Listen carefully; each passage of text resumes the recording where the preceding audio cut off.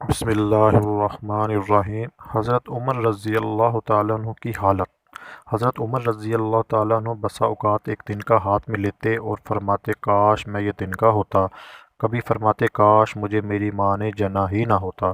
ایک مرتبہ کسی کام میں مشغول تھے، ایک شخص آیا اور کہنے لگا کہ فلاں شخص نے مجھ پر ظلم کیا ہے، آپ چل کر مجھے بدلہ دلوا دیجئے۔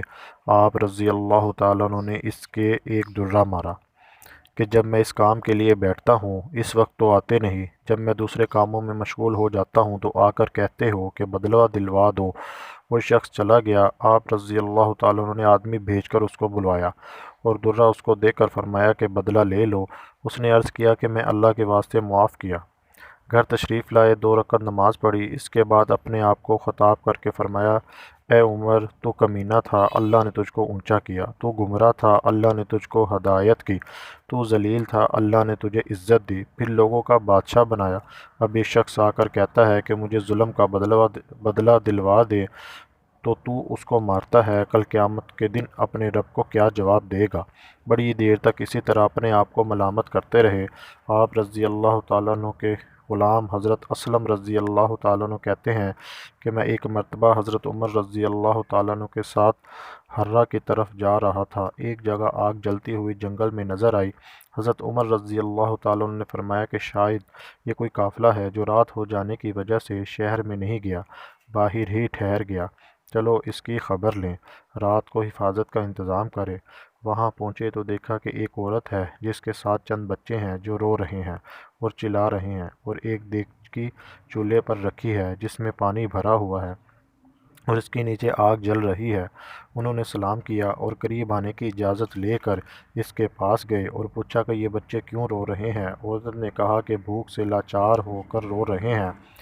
دریافت فرمایا کہ اس دیگچی میں کیا ہے؟ عورت نے کہا کہ پانی بھر کر بہلانے کے واسطے آگ پر رکھ دی ہے کہ ذرا ان کو تسلی ہو جائے اور سو جائیں۔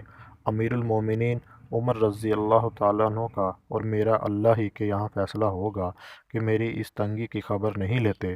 حضرت عمر رضی اللہ تعالیٰ عنہ رونے لگے اور فرمایا کہ اللہ تجھ پر رحم کرے، بھلا عمر کو تیرے حال کی کیا خبر ہے؟ کہنے لگی کہ وہ ہمارے امیر بنے ہیں اور ہمارے حال کی خبر بھی نہیں رکھتے۔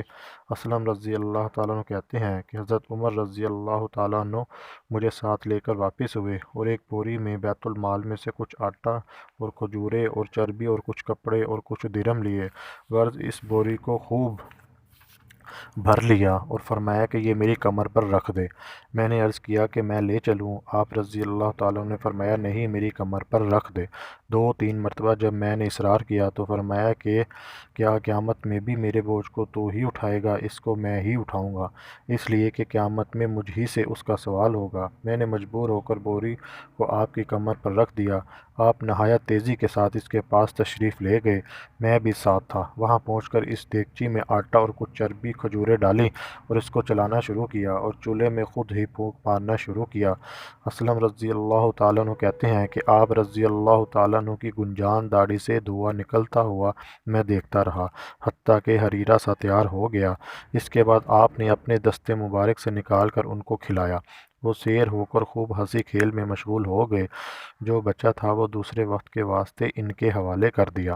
وہ عورت بہت خوش ہوئی اور کہنے لگی کہ اللہ تعالیٰ تمہیں جزائے خیر دے، تم تھے اس کے مستحق کے بجائے حضرت عمر کے تم ہی خلیفہ بنائے جاتے۔ حضرت عمر نے اس کو تسلی دی اور فرمایا کہ جب تم خلیفہ کے پاس جاؤ گی تو مجھ کو بھی وہیں پاؤ گی۔ حضرت عمر رضی اللہ تعالیٰ عنہ اس کے قریب ہی ذرا ہٹ کر زمین پر بیٹھ گئے اور تھوڑی دیر بیٹھنے کے بعد چلے آئے اور فرمایا کہ میں اس لیے بیٹھا تھا کہ میں ان کو روتے ہوئے دیکھا تھا، میرا دل چاہا کہ تھوڑی دیر ان کو ہنستے ہوئے بھی دیکھوں۔